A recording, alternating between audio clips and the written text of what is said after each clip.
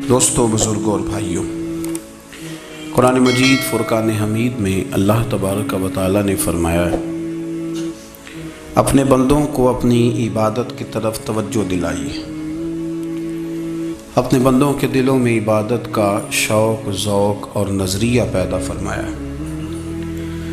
یا ایھا الناس اعبدوا ربکم الذی خلقکم،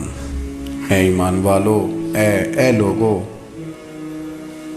اپنے اس رب کی عبادت کرو جس نے تمہیں پیدا کیا ہے، والذین من قبلکم، اور ان لوگوں کو بھی پیدا کیا ہے جو تم سے پہلے تھے، تمہیں عبادت کا نفع یہ ملے گا لعلکم تتقون، کہ تم پرہیزگار ہو جاؤ گے۔ عبادت اس لیے کرو کہ اللہ نے تمہیں پیدا کیا ہے، اور اس لیے کہ تم سے پہلے لوگوں کو بھی اللہ نے پیدا کیا ہے، اور پھر ارشاد فرمایا کہ الذی جعل لکم الارض فراشا، وہی رب ہے جس نے تمہارے لیے زمین کو فرش بنایا ہے، والسماء بناء، اور آسمان کو چھت بنایا ہے، وانزل من السماء ماء فاخرج به من الثمرات رزقا لکم، زمین کو فرش بنایا، آسمان کو چھت بنایا، پھر آسمان سے پانی برسایا جس کے ذریعے پھل نکالے، اور وہ بھی کسی اور کے لیے نہیں، رزق لکم، تمہارے رزق کے لیے، وہ بھی تمہارے رزق کے لیے۔ یہ ساری نعمتیں تمہیں دی ہیں، اب فلا تجعلوا للہ اندادا، اب تم اللہ کے ساتھ کسی کو شریک نہ بناؤ، وانتم تعلمون، اور تم جانتے بھی ہو، تمہیں خبر بھی، تمہیں پتہ ہے کہ عبادت اللہ کی کرنی چاہیے، تمہیں پتہ ہے کہ نماز پڑھنی چاہیے، تم جانتے ہو کہ نوافل ادا کرنے چاہیے، تمہیں پتہ ہے کہ سجدے آنکھیں بند کر کے جھوٹ کی زندگی جی کے، اپنے ساتھ بددیانتی کر کے، دھوکہ دے کے، اپنے آپ کو دائیں بائیں، اپنے آپ کو کہیں مصروف رکھ کے کچھ وقت ضائع تو کر لیتے ہو، پر تمہیں پتہ تو ہے نا کہ عبادت اللہ کی کرنی، تمہیں اس کی خبر ہے۔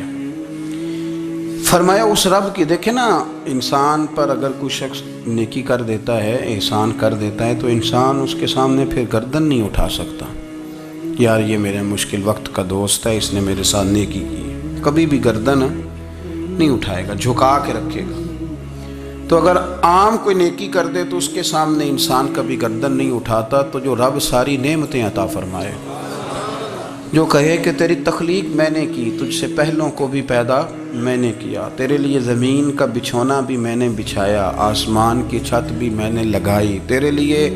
زمین سے ساری اناج کو، پھل کو، کھیتیوں کو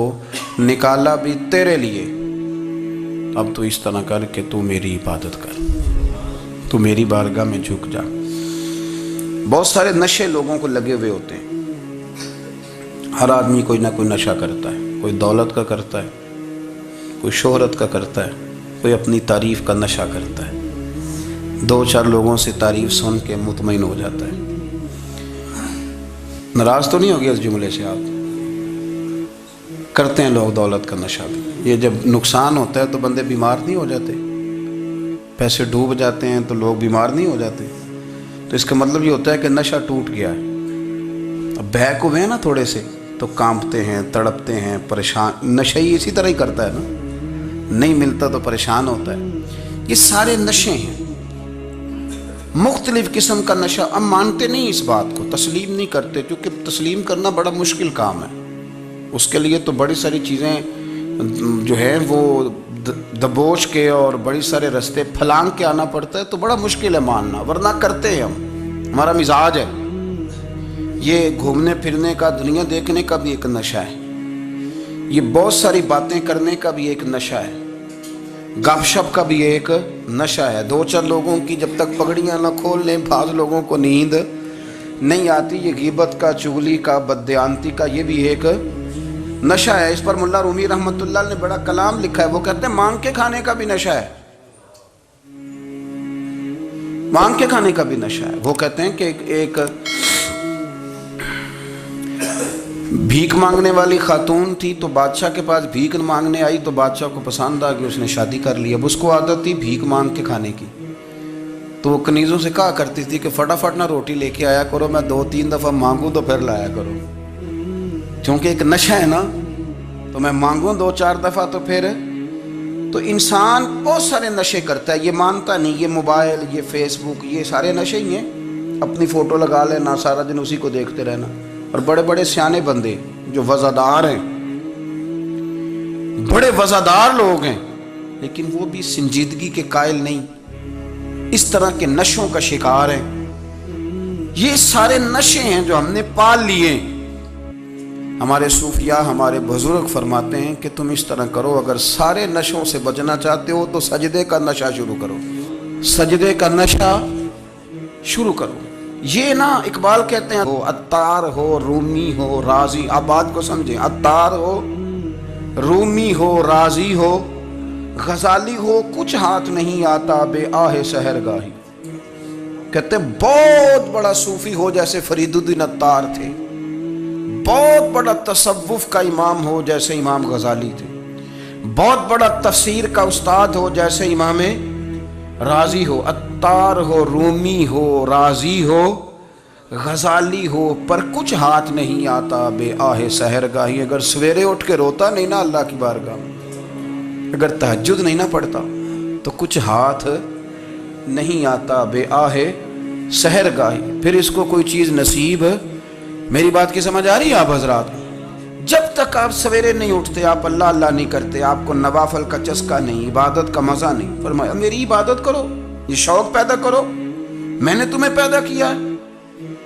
ہم لوگوں کے نشے، مختلف نشے، بڑا عجیب رنگ ہے۔ محفل کی صدارت کرنے والے بڑے پیر صاحب، بڑے القابات، بیچ میں سے بندہ تلاش کرنے سے بھی نہیں مل رہا، اتنے بڑے لقب ہیں اس کے، لیکن وہ سج سنور کے 2.5 گھنٹے بیٹھا رہا محفل میں، اور نماز کا وقت آیا تو اس نے مختصر سی پڑھی، وہ نکل گیا، وہ ہلکے سے سجدے کیے۔ اتنا بڑا عشق رسول نعت کا، ہو کیا بات ہے، اور عشق رسول کا بہت بڑا پیغامبر، بہت بڑا مبلغ، وہ بیچارہ سمجھ نہیں سکا کہ اللہ کے رسول نے فرمایا تو نماز پڑھ میری آنکھیں ٹھنڈی ہو جائیں۔